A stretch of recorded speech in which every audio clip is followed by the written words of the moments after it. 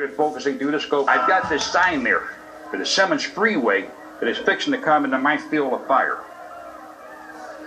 As far as I can see at this point, the president has not been hit in the head at this time. I've seen the body lurch. I know he's been hit. How serious, I don't know.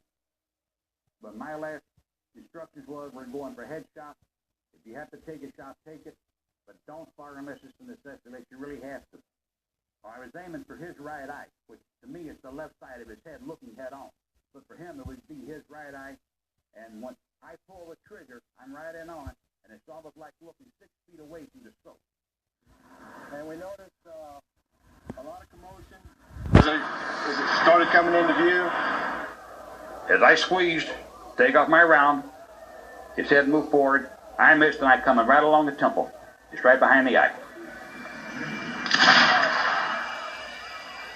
I fired one shot only. And then the shots came out, and that's when all hell broke loose.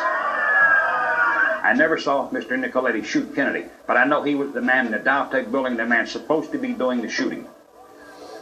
Therefore, the head started forward. As far as I'm concerned, Mr. Nicoletti hit him at that point. I squeezed off my round, the head started forward, I hit him and blew the head backwards. He said, "Oh my gosh, I effed up. Let's get the hell out of here." The crowd was congregating going to that section right there. I looked back once or twice in time to see the go under the triple underpass. It appears as though something has happened in the motorcade route. Something, I repeat, has happened in the motorcade route. Stand by. Then when we got to this point right here, we did smell gun smoke. The minute all these shots were fired, we knew that something had gone awry. We didn't know why, but from all the screaming and carrying on, we knew that there had been one hell of a bad incident. We went in to abort, or with the team to abort. However, with the view of the fact that the people that was on board that aircraft and the contact that I'd had with organized crime in Miami and Nevada, and the people that were on board that aircraft at that time, I don't rule out the possibility that we could have possibly flown the attack team there. News reports were constant about the assassination, who had been shot. We'd already learned that the president was dead before we left.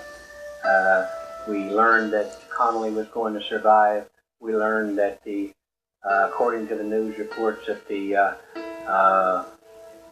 assassin, whose name they gave us, had been captured. I was sure that Oswald had been sent up.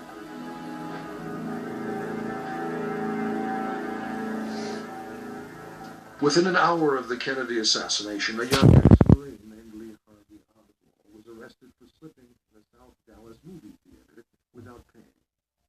But police obviously had more serious charges in mind. Oswald himself seemed fearful of being killed. He shouted to bystanders, "I am not resisting arrest." In Dallas, Oswald was proclaiming his innocence at every opportunity.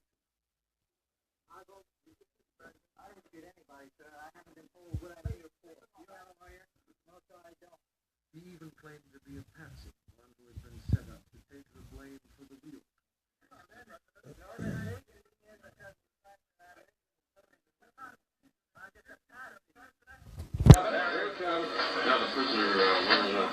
The case would take a bizarre turn days later when Lee Harvey Oswald was himself assassinated by a small-time hood from Chicago by the name of Jack Ruby. He's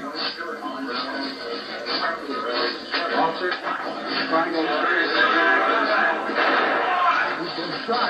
He's been shot. Lee Oswald has been shot. There's a man with a gun. Government documents show the assassination rifle was shipped back to Dallas on Sunday, November 24th, 1963, and that an FBI team spent a long time in the mortuary with Oswald's body the next day. Paul Grudy, the funeral home director, said years later that he was there when the FBI put that rifle in Oswald's dead hand. "I had trouble getting the fingerprint ink off his hands in time for the burial," he said.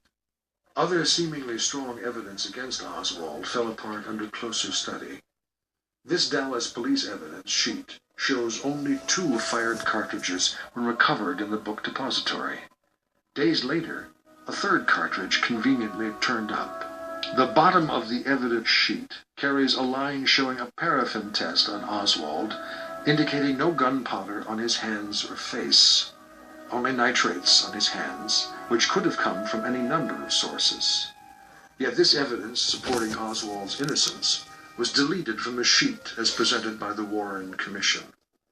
Each day you're forced to choose a